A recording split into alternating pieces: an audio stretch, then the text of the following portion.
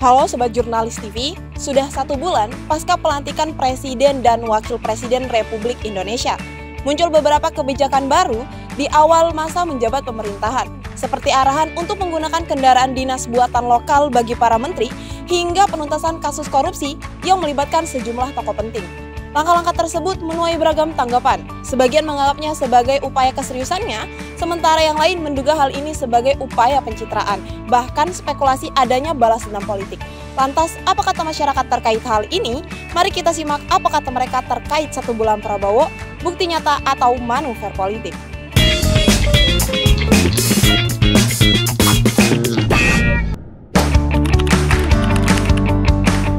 Dalam kebijakan 1 bulan yang dilakukan oleh presiden terbaru kita, yaitu Presiden Prabowo Subianto, menurut saya sudah bagus dan banyak hal-hal yang sudah dilakukan oleh Pak Prabowo itu berkaitan dengan apa yang dibutuhkan oleh Indonesia saat ini. Seperti salah satunya adalah kasus penangkapan para koruptor di Indonesia. Seperti yang kita tahu, di Indonesia itu banyak sekali kasus-kasus korupsi yang terjadi di Indonesia. Dan banyak masyarakat itu meresahkan karena banyaknya kasus korupsi di instansi pemerintah. Karena hal Prabowo ini yang menangkap-nangkapi para koruptor menyebabkan banyak pemerintah itu memikirkan lagi untuk melakukan tindakan korupsi. Dan itu dapat mengurangi tingkat dari koruptor di Indonesia. Kalau yang aku ikuti dari berita, sebenarnya lumayan progresif ya. Terutama terkait kebijakan yang ingin memberantas korupsi dari utama itu dari kementerian-kementerian. Menurut aku itu benar-benar permasalahan utama di Indonesia, korupsi itu. Jadi dengan kebijakan itu setidaknya memberikan contoh nyata gitu, bukti nyata bahwa presiden itu sangat peduli terhadap kesejahteraan masyarakat gitu. Menurut saya kebijakannya sangat baik, seperti melunasi hutang para petani dan memecat menteri-menteri yang tidak sesuai dengan arahan dari Pak Prabowo ya. Dan Pak Prabowo kerap menangkap para koruptor yang sebelumnya sempat bebas, seperti kasus-kasus yang telah terjadi ya. Kalau yang aku lihat saat ini, karena angka korupsi itu sangat tinggi, itu sangat-sangat berhubungan ya dengan permasalahan di Indonesia. Jadi langkah utama sebagai presiden yang memang baru menjabat beberapa sebulan ini, menurut aku mengawali kebijakan dari memberantas korupsi itu sangat-sangat membantu gitu. Menurut saya kebijakannya sangat sesuai, karena apa? Para petani yang kita ketahui bahwa dia hanya bertani dan menghasilkan uang dari petani itu, dari hasil dari petani itu.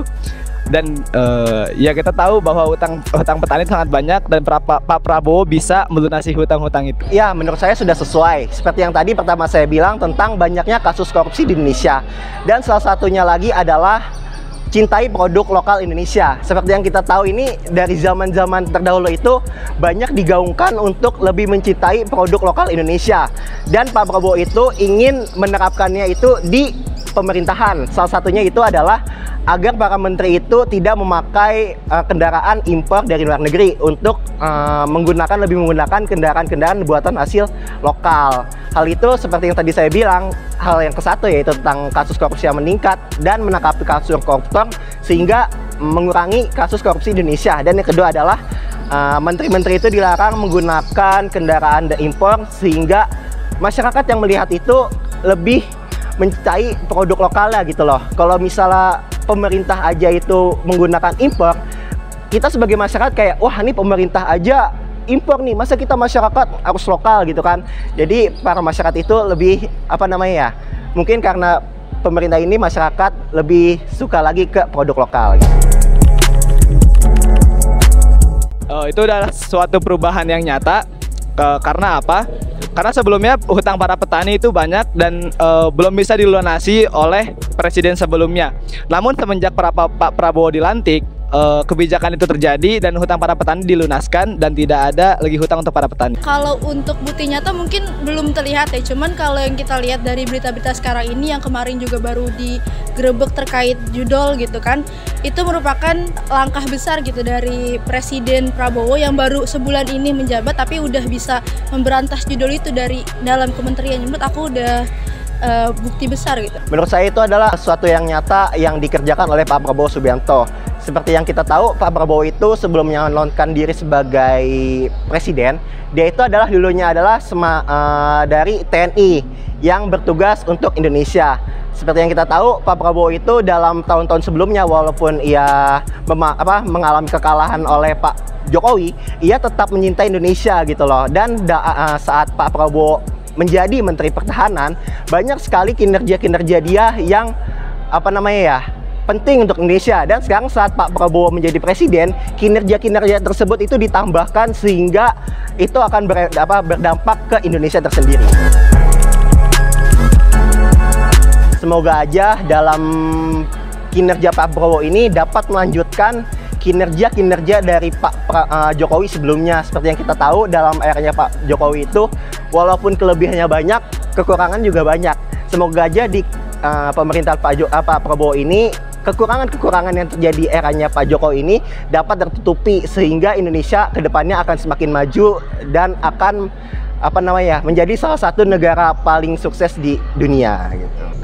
Kalau harapan aku semoga permasalahan-permasalahan masyarakat yang memang udah mengakar gitu terkait kemiskinan, terkait pendidikan itu bisa diatasi secepat mungkin.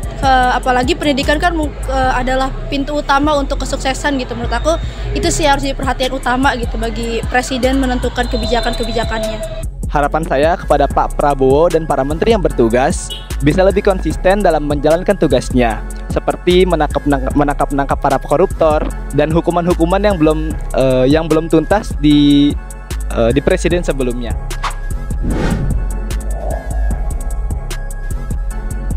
Berbagai pendapat hadir di tengah masyarakat atas kebijakan-kebijakan pemerintahan yang baru ini. Tentunya kita berharap kebijakan tersebut dapat dijalankan dengan sebaik-baiknya sebagai langkah awal untuk perubahan Indonesia yang lebih baik. Jangan lupa untuk terus update berita terbaru di Instagram dan TikTok @jurnalis_TV. Saya Nosaidi Lestari pamit dan kita bertemu di reportase selanjutnya. Sampai jumpa.